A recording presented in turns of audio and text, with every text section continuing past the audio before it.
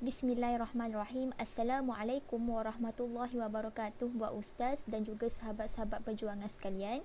Baiklah, kami daripada kumpulan 4 telah diamanahkan untuk membentangkan mengenai penjelasan bacaan riwayat Hafs dari sudut Ra'um, Ishmam, Imalah dan juga Naqal. Baiklah, mari kita mulakan. Bismillahirrahmanirrahim. Baiklah, nama saya Umi Siratul Aisyah binti Muhammad Nizri. Nombor kad metrik di 18310940 dan saya akan mulakan dahulu dengan pengenalan di mana sudah sedia maklum kita mengetahui Al-Quran ini merupakan kalam Allah yang penuh dengan mujizat, di mana antara mujizatnya yang kita dapat amalkan ialah kepelbagaian cara bacaan yang membolehkan kita mengamalkan mana-mana mazhab bacaan dari kepelbagaian tersebut, di mana ia dikenali sebagai bacaan qiraat, di mana bacaan qiraat ini adalah satu bentuk keringanan dan kemuliaan yang dianugerahkan oleh Allah Subhanahu Wa Taala kepada umat Nabi Muhammad sallallahu alaihi wasallam. Baiklah, walaupun keharusan ini telah dikerunakan kepada kita, yakni sebagai umat Nabi Muhammad, untuk memilih mana-mana bentuk bacaan, tetapi ia masih tidak boleh dibaca sesuka hati kecuali dipandu dengan manhaj yang betul, di mana sebagai contohnya bacaan daripada Imam Hafs yang kita amalkan selama ini, di mana ia mempunyai satu tata cara ataupun manhaj yang perlu dipatuhi semasa membaca Al-Quran. Maka daripada sini asal usul cara bacaan yang diamalkan oleh seseorang pembaca adalah merupakan suatu perkara yang amat-amat penting bagi seseorang pembaca tersebut. Ianya sangat penting apabila ia terkait rapat dengan Al-Quran terutamanya, di mana dalam membaca Al-Quran, pembaca mestilah mempunyai sandaran bacaan dari mana diambil bacaan tersebut dan apakah rujukan yang digunakan. Maka daripada sini ilmu tajwid dari segi bahasa ialah untuk mengelokkan sesuatu atau mendatangkan sesuatu yang baik, di mana sementara daripada sudut istilahnya pula ialah sesuatu ilmu bagi mengetahui cara melafazkan huruf-huruf Al-Quran dengan betul, di mana sesetengah ulama mentarifkan bahawa tajwid ini sebagai memberi huruf akan haknya daripada sifat-sifat tersebut. Ini membawa maksud seperti menunaikan apa yang sepatutnya bagi makhraj sesuatu huruf, di mana sifat-sifatnya, dengungnya, panjangnya, lepas itu tebalnya ataupun tipisnya sesuatu huruf dan lain-lain hal yang bersabit dengan ilmu tajwid. Dalam pada itu juga kita sudah sedia maklum bahawa Al-Quran ini yang diwahyukan kepada Rasulullah SAW tidak dibaca dengan satu cara sahaja, di mana ia harus dibaca dengan beberapa cara mengikut riwayat qiraat yang diambil daripada Rasulullah SAW. Ini kerana Rasulullah membenarkan para sahabat membaca Al-Quran mengikut lahjah, yakni longhad ataupun dialek mereka sendiri, di mana mereka semua adalah berbahasa Arab sama seperti bahasa Al-Quran yang diturunkan. Maka wujudlah di kalangan para sahabat pembacaan Al-Quran yang berbeza, tetapi kesemuanya diakui sah oleh Rasulullah SAW. Baiklah, seterusnya saya akan memfokuskan pula kepada riwayat Imam Hafs an Asim, di mana sudah sedia maklum nama sebenar beliau ialah Abu Umar Hafs bin Sulaiman bin Al-Mughirah bin Abu Daud Al-Asadi Al-Kufi Al-Bazar Al-Ghadiri, dan beliau lebih dikenali dengan nama Hafs. Malah dalam pada itu juga Imam Hafs ini dilahirkan di Kufah pada tahun 90 Hijrah dan wafat pada 180 Hijrah. Dan selain daripada itu juga Imam Hafs ini telah mengambil bacaan Al-Quran secara terus daripada gurunya, yakni Imam Asim, secara bertalaqi dan musyafahah. Dan dalam pada itu juga beliau amatlah terkenal dengan ketelitian dan ketepatan bacaan dan hafalan Al-Qurannya. Maka daripada sini ini juga telah menjadikan riwayat bacaannya, yakni Imam Hafs punya riwayat, sangatlah masyhur dan diiktiraf oleh para ulama dan qura' pada zamannya. Selain daripada itu juga sanad bacaan beliau yang bersambung kepada Rasulullah adalah melalui Imam Asim dari Abdul Ar-Rahman Al-Sulami dari Sayyidina Ali bin Abi Talib dari Rasulullah SAW. Maka daripada sini jelaslah terbukti bahawa sesuatu bacaan itu mestilah mempunyai sandaran yang sah datangnya daripada Rasulullah. Walaupun terdapat perbezaan bacaan, tetapi apa yang lebih penting, perbezaan itu mestilah mempunyai sandaran yang sah dan kuat pengambilannya.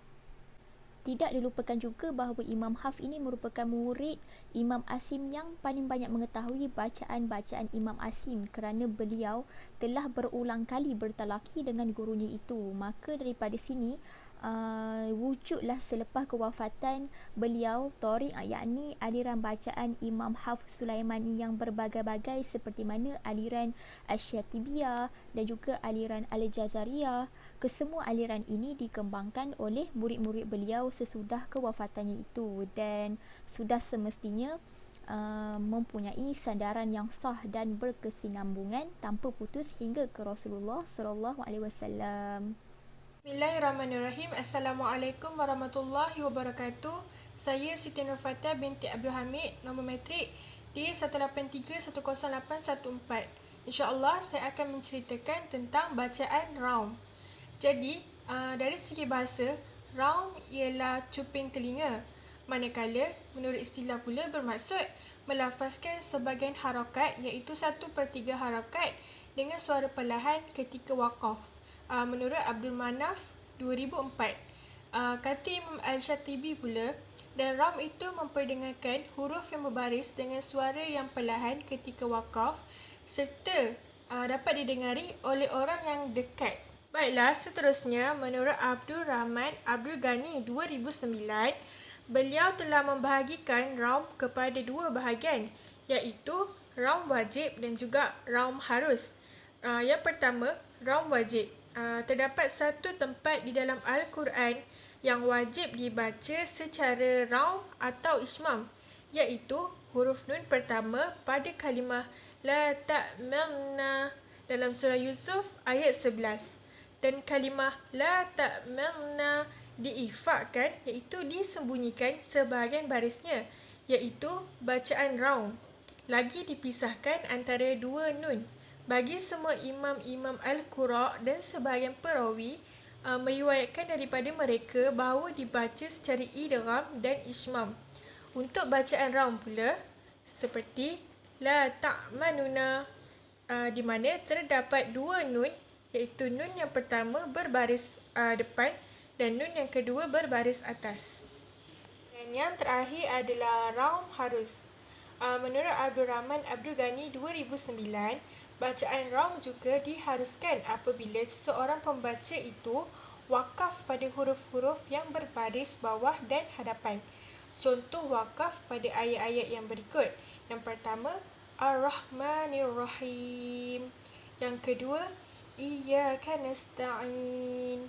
Sebagaimana bacaan al-ishmam, bacaan ar-raum juga kadang-kala perlu digunakan, terutamanya apabila seorang pembaca Al-Quran itu wakaf pada satu huruf yang berbaris bawah dan sebelumnya terdapat satu huruf mati yang bukan huruf mad. Contohnya seperti wal asr dan seumpamanya. Ini disebabkan bacaan mati semata-mata adalah sangat sukar untuk disempurnakan. Assalamualaikum warahmatullahi wabarakatuh. Nama saya Nur Sakinah Azhara binti Mat Sabri, nombor matrik D183108116. Baik, saya akan menjelaskan tentang bacaan ishmam. Okey, bacaan ishmam ini dari segi bahasa bermaksud muncung atau cium. Dari segi istilahnya pula bermaksud memuncungkan dua bibir mulut dengan ada ruang di antaranya untuk melepaskan udara tanpa mengeluarkan suara selepas mematikan sesuatu huruf untuk memberi isyarat bahawa huruf tersebut berbaris dhammah.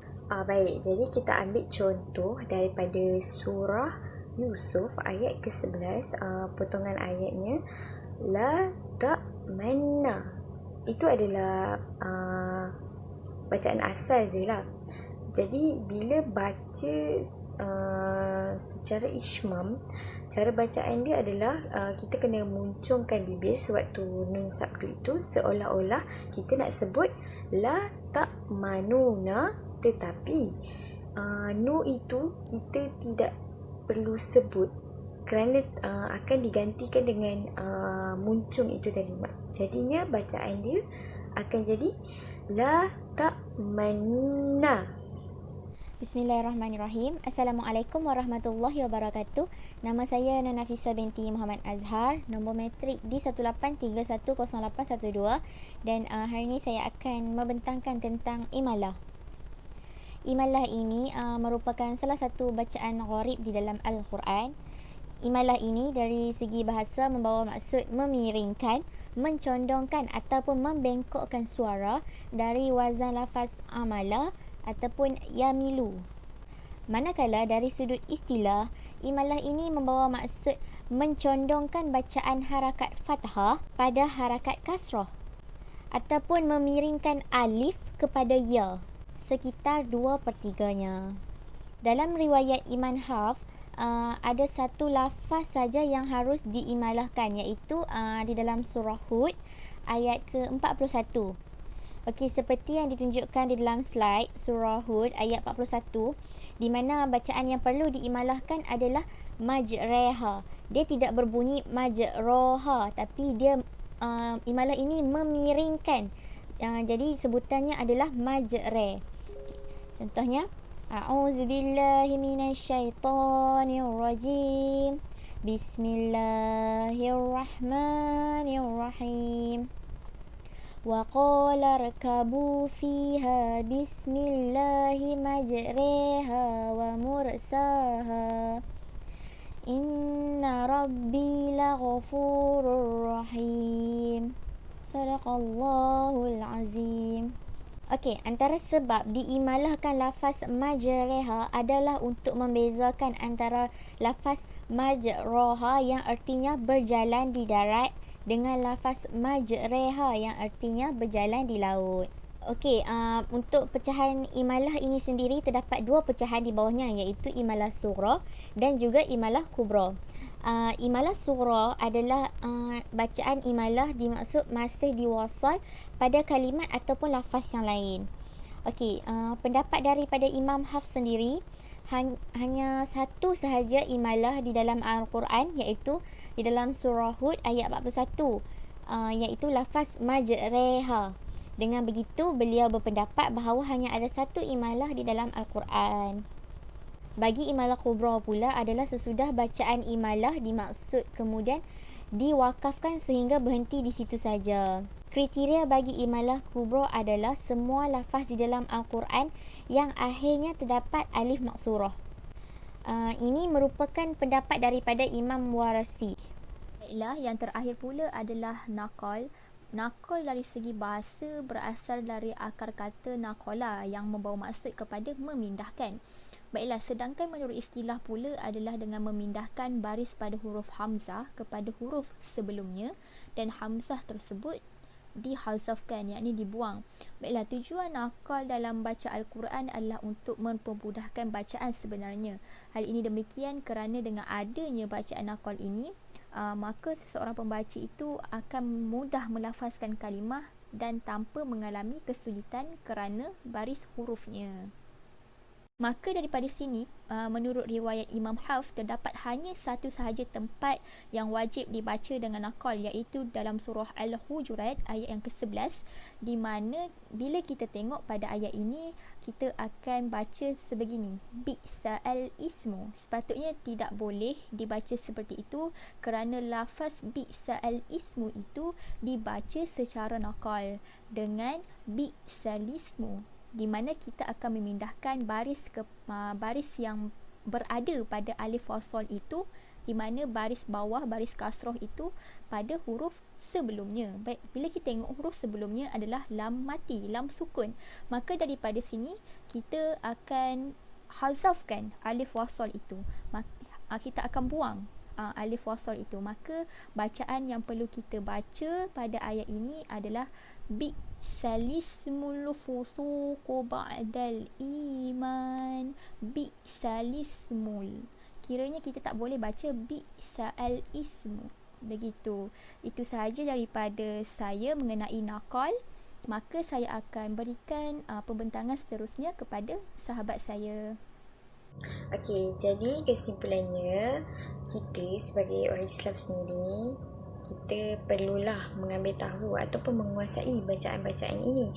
Kerana bila kita mengambil tahu tentang bacaan-bacaan ini, jadi kita dapat memperbetulkan lagi bacaan Al-Quran kita dan kita lebih faham maksud ayat Al-Quran itu sendiri.